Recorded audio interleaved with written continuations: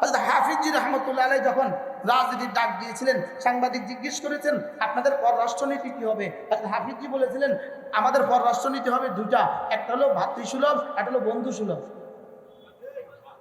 বলেন না ভাতৃসুলভ মানে ভাতৃসুলভ কি? যারা আমাদের মুসলিম দেশগুলো আছে এদের সাথে আমাদের সম্পর্ক হবে ভাতৃসুলভ, আর অমুসলিম দেশ আছে এগুলোর সাথে আমাদের সম্পর্ক হবে বন্ধুসুলভ। তো জিজ্ঞেস করছো সাংবাদিক বন্ধু আর ভাইয়ের মধ্যে পার্থক্য কি? বন্ধু বাইরের রুম পর্যন্ত আর ভাই ভিতরের রুম পর্যন্ত। কি বন্ধু হলো পকেট পর্যন্ত, ভাই হলো কলিজা পর্যন্ত। সুবহানাল্লাহ বলবেন না? আরে বন্ধু কোন পর্যন্ত বলেন? পকেট পর্যন্ত। আর ভাই কোন পর্যন্ত? ভাই কলিজা পর্যন্ত।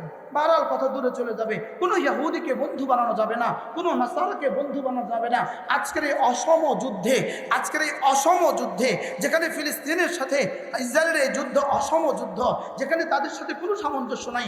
একদিকে পৃথিবীর সবচেয়ে দুর্বল এক দেশ, যাদের কাছে নিজস্ব কোনো সেনাবাহিনী নেই, যাদের কাছে নিজস্ব কোনো টেকনোলজি নেই, যাদের কাছে নিজস্ব কোনো প্রযুক্তি নেই, যাদের কাছে নিজস্ব কোনো অস্ত্র নাই, ওদের কাছে কোনো সেনাবাহিনী নেই, ওদের কাছে কোনো অস্ত্র নেই, শুধুই মুষ্টিমেয় কিছু মুসলমান, শুধুই কিছু মুষ্টিমেয় মুসলমান, এর বাইরে আর ওদের কাছে আর কিছু নাই।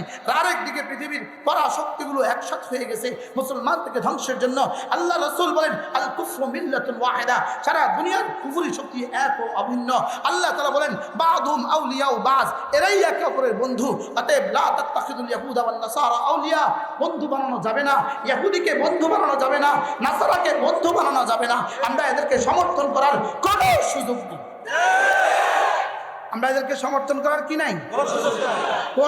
কোনো সুযোগ নেই। কোনো মুমিন যদি আজকের এই পয়েন্টে, আজকের এই প্রসঙ্গে যদি ইসরায়েলকে সমর্থন করে তার ঈমান নাই।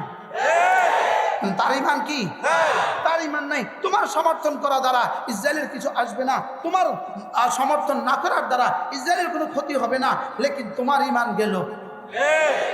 কি গেল বলেন? তোমার কি গেল? আমার ঈমান বড়, আমার কাছে আমার ঈমান বড়। বলেন আমার কাছে আমার কি? আমার কাছে আমার কি?